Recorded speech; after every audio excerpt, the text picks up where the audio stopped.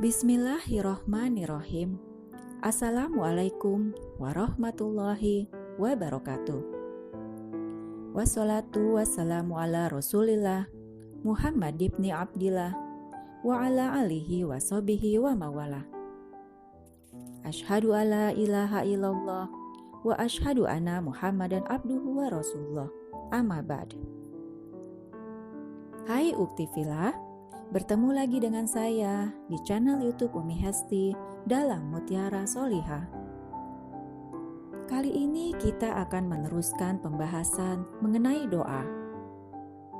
Untuk kembali kita ingat bahwa bagi orang-orang yang tidak beriman, baik bagi ia yang berdoa atau tidak berdoa, mutlak Allah akan beri di dunia saja. Kemudian untuk orang-orang yang beriman, ada pada dua keadaan. Satu, keadaan ia bertakwa kepada Allah.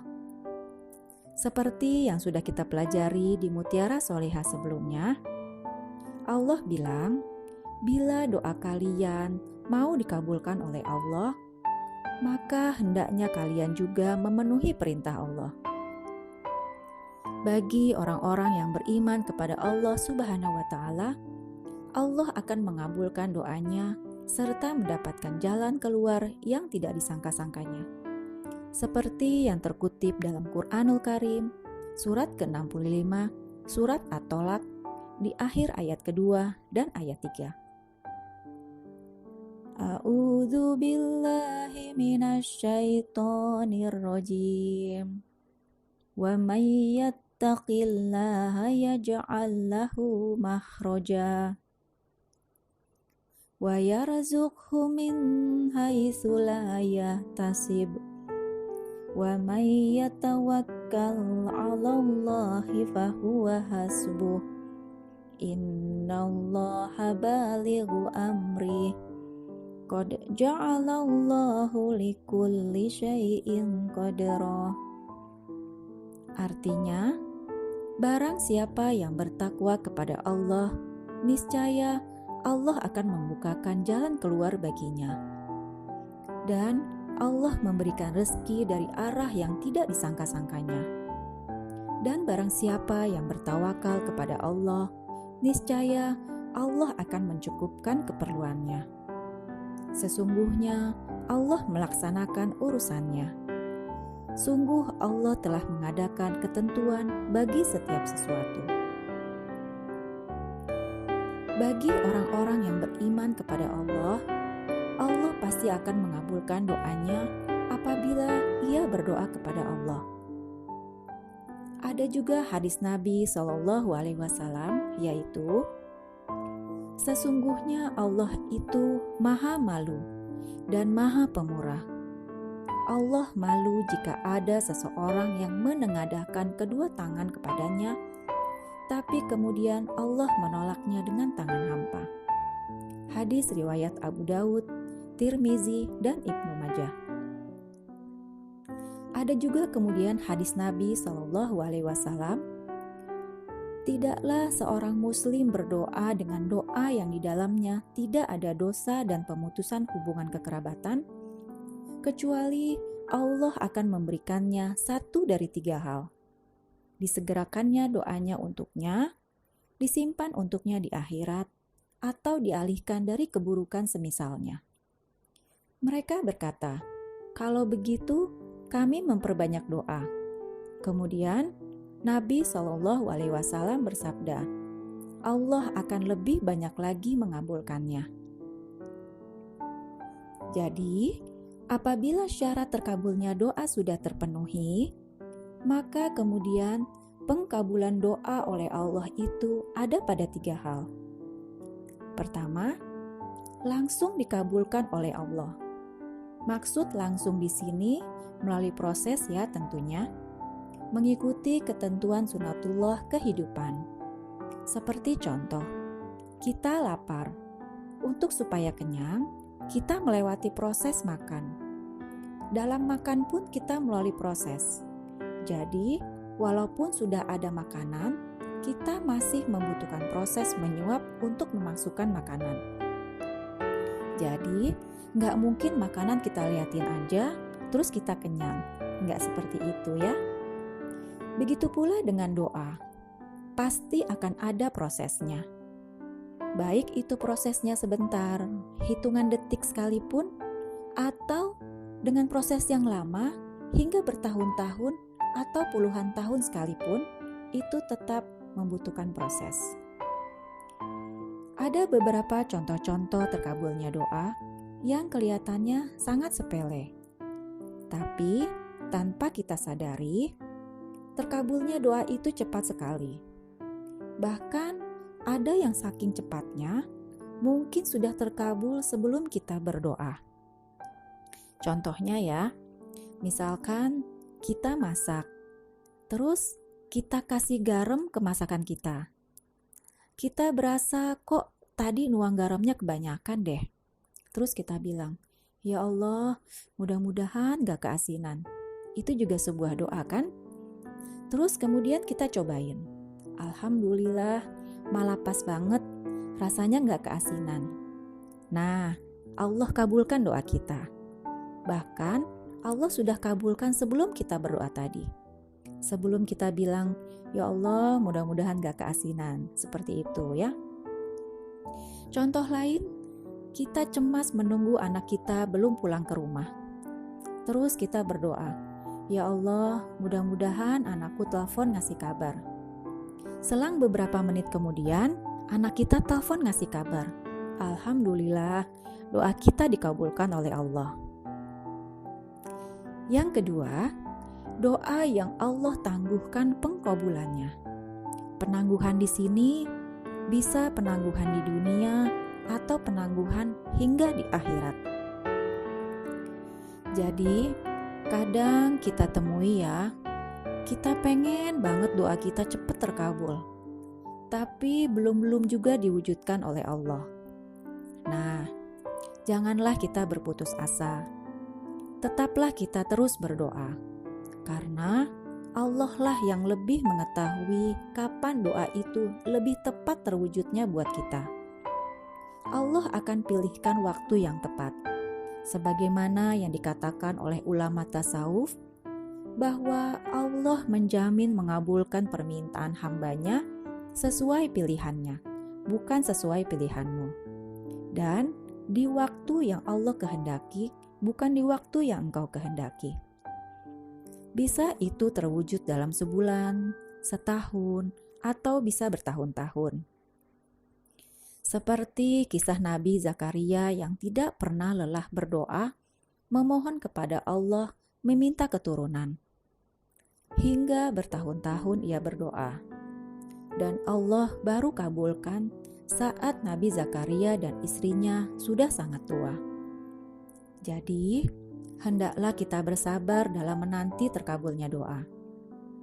Sebagaimana juga hadis Nabi SAW dari Abu Hurairah radhiyallahu an, bahwa Rasulullah SAW bersabda, akan dikabulkan doa seseorang di antara kamu sekalian selama ia tidak terburu-buru dengan berkata, aku sudah berdoa tapi belum dikabulkan. Kemudian ia tidak lagi meneruskan doa. Oleh karena itu, lebih baik kita tetap terus berdoa karena akan ada selalu kemungkinan Allah mengabulkan. Daripada kita berhenti berdoa, kita akan kehilangan kesempatan dari Allah terkabulnya doa kita. Kemudian, kalau kita sudah berdoa terus, tapi Allah belum mengabulkan sampai ajal menjemput kita gimana? Nah, gak usah khawatir ya ukhti fillah. Insya Allah, Allah akan tetap kabulkan dalam bentuk pahala. Pernah kan ya, ada kisah seorang miskin yang berdoa tatkala ia di dunia. Ya Allah, kalau aku jadi orang kaya, aku akan berinfak sedekah seperti orang kaya itu. Kemudian di akhirat, orang miskin itu bertanya dan tidak menyadari dari mana pahala yang ia dapat. Kemudian ia bertanya kepada Allah, pahala apa ini ya Allah? Kemudian malaikat bilang, bahwa itu pahala dari doa-doa yang kamu panjatkan ketika kamu di dunia berdoa untuk berinfak bila kamu akan kaya. Masya Allah, sudah Allah catat niatnya dan berbuah pahala kelak di akhirat. Kemudian yang ketiga, doa yang diganti Allah dengan yang lebih baik. Seperti waktu yang lalu yang telah kita baca di Quran surat Al-Baqarah di ayat 216, yang artinya, boleh jadi kamu menyukai sesuatu, tapi itu buruk bagimu. Dan boleh jadi kamu membenci sesuatu, tapi itu baik bagimu. Allah mengetahui dan kamu tidak mengetahui.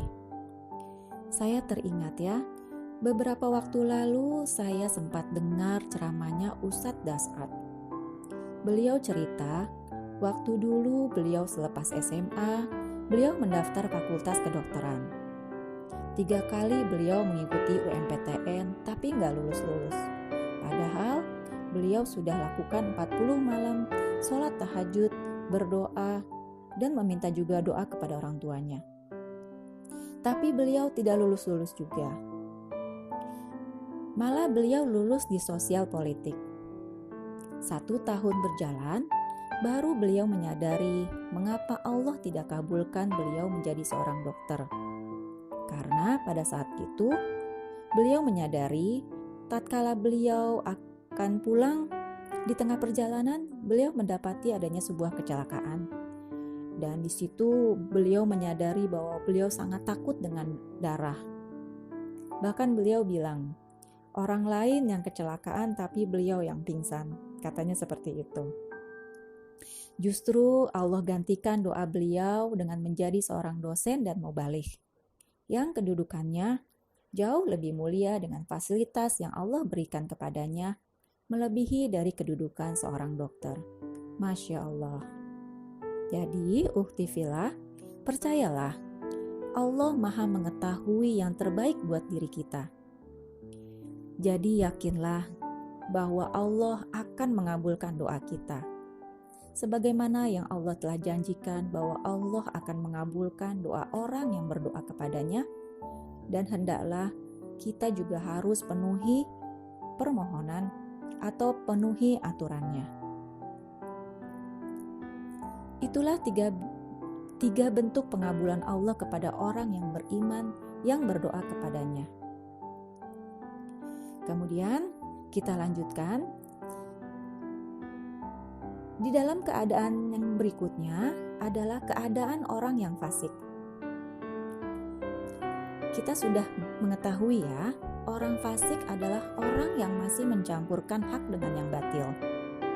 Seperti yang telah tadi kita sebutkan, bahwa hendaklah kita berdoa tentang dengan yang berisikan kebaikan-kebaikan, bukan dengan berisikan tentang kebatilan, seperti pemutusan silaturahim atau dosa, atau di mana keadaan diri kita dalam kedurhakaan.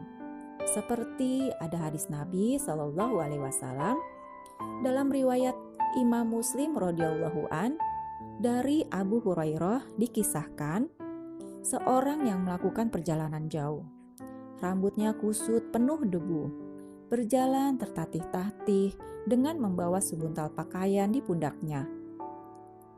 Kemudian berhenti, matanya memandang ke langit, ia teringat kepada Tuhannya.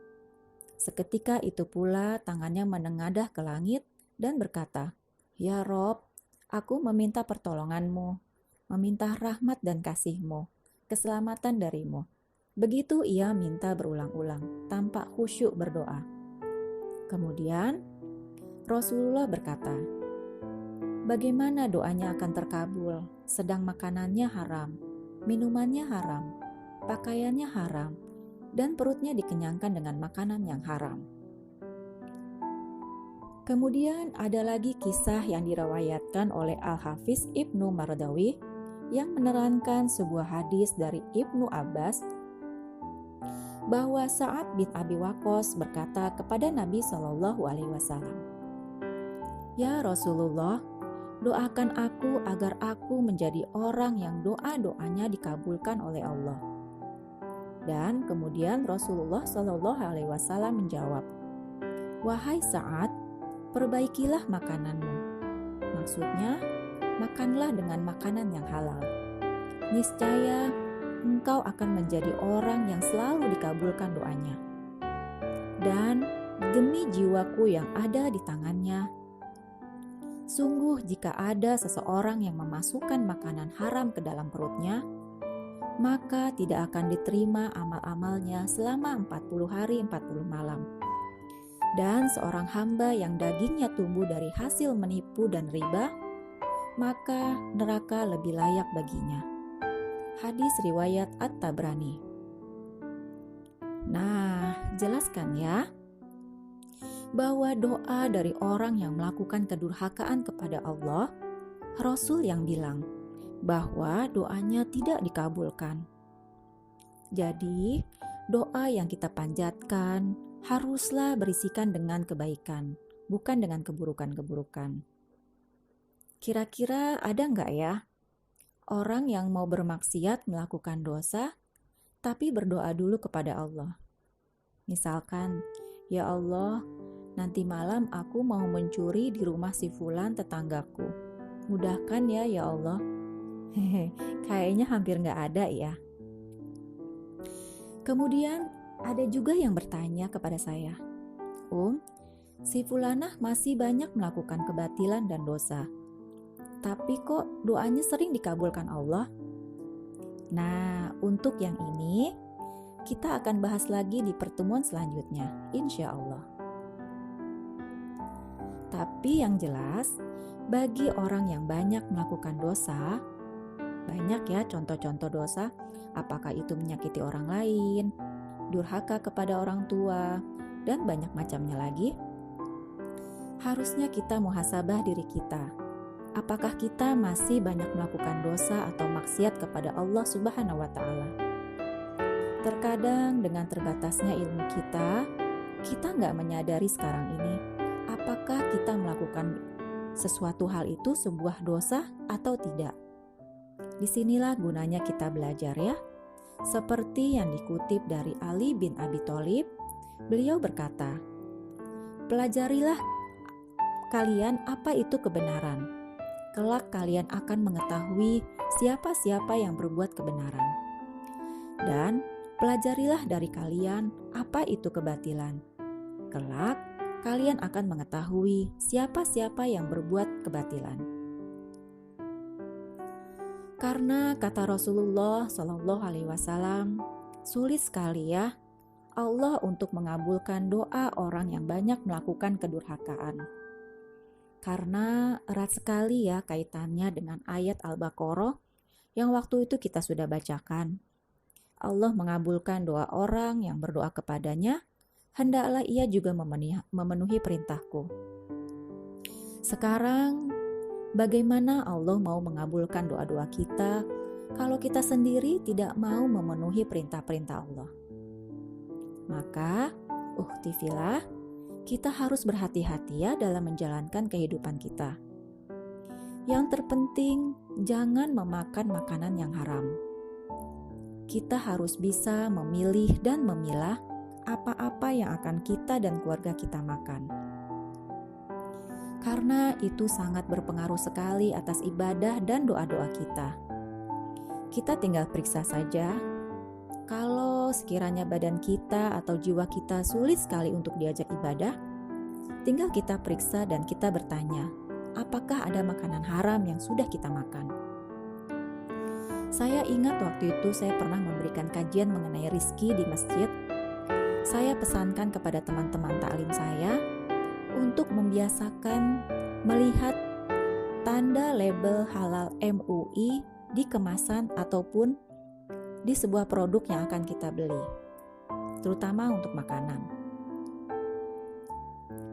Ataupun logo yang ada pada restoran kalau kita mau beli makanan pesan ke restoran. Sudah kira-kira lebih dari 10 tahun, alhamdulillah insya Allah saya sudah mulai membiasakan diri dan ke anak-anak saya, kalau mau jajan, usahakan pertama lihat dulu adakah label halal MUI-nya. Kalau nggak ada, ya nggak usah dibeli. Pilih yang ada label MUI-nya. Begitu juga kalau ke mall atau ke restoran. Saya mengutamakan yang ada label MUI-nya. Pernah sekali waktu saya masuk ke gerai toko roti. Waktu itu di mall, saya cari-cari nggak ada logo MUI-nya.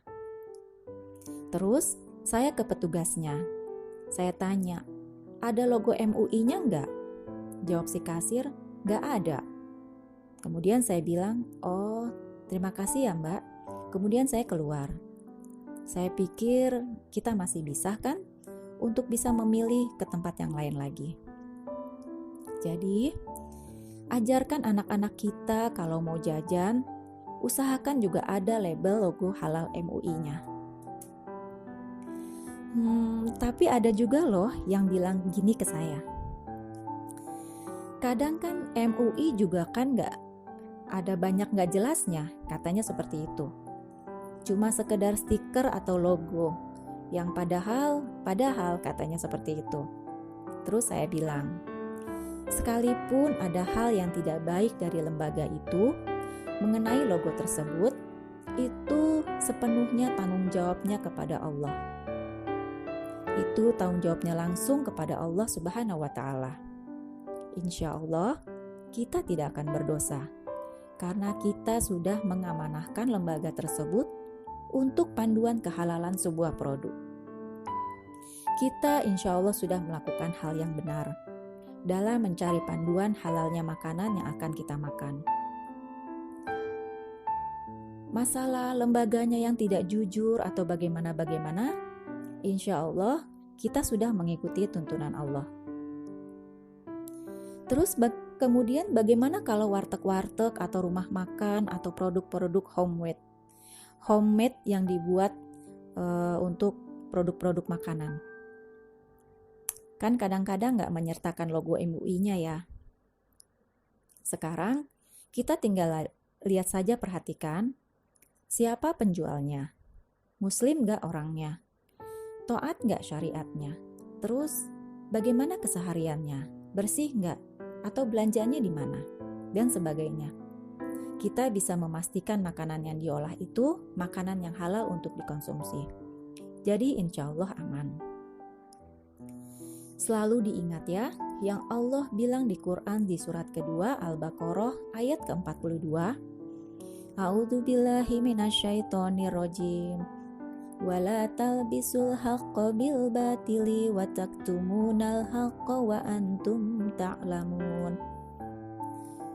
Dan janganlah kamu campur adukan kebenaran dengan kebatilan. Dan janganlah kamu menyembunyikan kebenaran sedangkan kamu mengetahuinya. Sekarang jelas ya Tifila, itu keadaan-keadaan diterima atau tidaknya doa-doa kita. Allah Maha mengetahui keadaan diri kita masing-masing. Allah mengetahui siapa-siapa saja yang berusaha bertobat membersihkan diri dari dosa-dosa, dan siapa-siapa saja pula yang masih gemar melakukan dosa. Hal demikian yang kemudian mutlak menjadi penilaian Allah dikabulkan atau tidaknya doa-doa kita. Lantas bagaimana dengan orang yang gak pernah berdoa? Gak pernah berdoa tapi Allah kasih berbagai nikmat. Yang jelas, bagi orang yang beriman, orang yang percaya adanya Allah, pasti ia akan berdoa. Dan orang-orang yang gak pernah berdoa kepada Allah, pasti ia bukanlah seorang yang beriman. Orang yang tidak percaya adanya Allah, bila ia diberikan oleh Allah karunia yang banyak, itu semata-mata karena Allah adalah zat yang maha pengasih, yang hanya akan memberi kepadanya di dunia saja, tidak kelak di akhirat. Demikianlah penjelasan saya di kesempatan kali ini. Semoga kita sama-sama bisa memahami apa-apa yang Allah sudah ajarkan kepada kita. Yuk Tifila, banyak-banyaklah kita berdoa. Dan tetaplah terus berdoa. Bahkan dulu para sahabat Nabi berdoa bukan hanya pada urusan-urusan besar saja. Bahkan untuk sendal yang putus sekalipun, mereka berdoa kepada Allah. Ya Allah, tali sendalku putus. maka gantikanlah. Seperti itu ya. Jadi, perbanyaklah doa. Dan hasilnya, kemudian kita tawakal kepada Allah saja. Insya Allah, amin ya robbal alamin. Mohon dimaafkan bila ada salah-salah kata, karena kesempurnaan hanya milik Allah semata. Maha benar Allah dengan segala firman-Nya. Semoga mutiara soleha hari ini penuh manfaat. Balighu ani walau ayat. Sampaikanlah dariku walau satu ayat. Jangan lupa subscribe, like, dan share ya, serta aktifkan loncengnya agar mendapatkan ilmu yang bermanfaat berikutnya. Akhirul kalam, wassalamualaikum warahmatullahi wabarakatuh.